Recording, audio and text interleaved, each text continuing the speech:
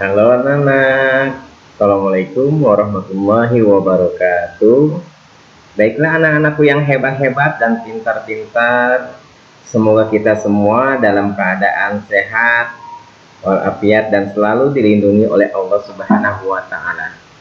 Baiklah anak-anakku semuanya, pada pertemuan kedua ini, sebelum kita mulai, marilah seperti biasa kita berdoa terlebih dahulu agar ilmu yang kita pelajari pada hari ini itu bisa bermanfaat di kemudian hari.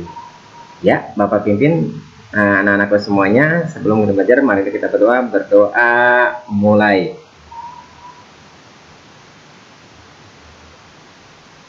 Berdoa selesai. Terima kasih anak-anakku semuanya. Baiklah anak-anakku semuanya, untuk materi hari ini masih lanjutan dari bab 1 yang kemarin. Silakan kalian simak dan kalian tulis yang kalian anggap penting. Semoga ini materi ini bisa bermanfaat buat kalian. Silakan diperhatikan ya. Baiklah anak-anakku yang ganteng-ganteng dan cantik-cantik. Pada pertemuan sebelumnya, bab 1 kerajinan serat dan tekstil, kita sudah membahas macam-macam serat dan tekstil. Nah, pada pertemuan kedua, kita akan lanjuti pembahasan tentang kerajinan serat dan tekstil, bagaimana cara proses dan cara pembuatannya. Nah, prakarya kelas 7 dan kelas semester ganjil, tujuan pembelajaran prakarya ini yang pertama, setelah belajar pada hari ini diharapkan anak-anakku siswa kelas 7 pertama dapat membuat karya sesuai dengan kreativitas. Yang kedua, mengetahui cara membuat kerajinan dari serat. Dan yang ketiga, dapat mempraktekkan salah satu kerajinan dari bahan serat. Baiklah anak-anakku yang cantik-cantik dan ganteng-ganteng, kerajinan serat dan tekstil. Nah, pada bab 1 ini, pada pertemuan kedua ini, Bapak akan bahas fungsi dan prinsip kerajinan tekstil. Apa sih fungsi dan prinsip kerajinan tekstil?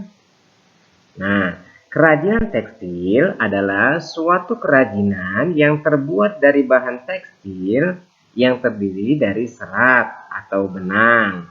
Berikut adalah fungsi dari tekstil. Yang pertama sebagai penghias. Nah, kerajinan yang berfungsi sebagai penghias semata-mata dibuat hanya untuk menghias ruangan atau dinding. Yang kedua, fungsi kerajinan tekstil sebagai benda pakai. Nah, fungsi kerajinan tekstil sebagai benda pakai dibuat dengan tujuan digunakan sebagai kebutuhan sehari-hari. Dan fungsi dari yang ketiga adalah kelengkapan ritual. Nah, pada kelengkapan ritual ini, yaitu kerajinan yang mengandung simbol-simbol tertentu dan berfungsi sebagai benda magis. Contohnya pada pakaian adat. Misalnya untuk acara ritual pernikahan. Yang keempat, fungsi yang keempat yaitu sebagai simbolik. Nah, selain sebagai hiasan, fungsi simbolik ini juga berfungsi sebagai untuk melambangkan hal tertentu yang berhubungan dengan nilai spiritual. Baiklah anak-anakku yang ganteng-ganteng, jenis dan karakteristik kerajinan tekstil dibagi menjadi dua. Yang pertama yaitu kerajinan tekstil modern. Yang kedua yaitu kerajinan tekstil tradisional. Kerajinan tekstil modern salah satu contohnya adalah busana, topi, keset, lap. Sedangkan kerajinan tekstil tradisional salah satu contohnya adalah kerajinan batik. Nah, di mana proses kerajinan batik ini pembuatannya masih menggunakan peralatan sederhana dan menggunakan bahan dari alam. Baiklah anak-anakku semuanya, perhatikan salah satu kerajinan dari tekstil. Salah satu kerajinan tekstil adalah makrem. Tahukah kalian apa itu makrem? Apa itu kerajinan makrem? Kerajinan makrem adalah merupakan salah satu produk kerajinan yang berasal dari keahlian merangkai tali. Contohnya, ada sabuk, ada gelang, ada kalung, ada aksesoris kerudung. Baiklah, anak-anak semuanya, silakan perhatikan tutorial makrem wall hanging dengan saya sebuah global Indonesia. Maka kalian dengan tutorial ini bisa mempraktikkan salah satu kerajinan dari makrem. Silakan.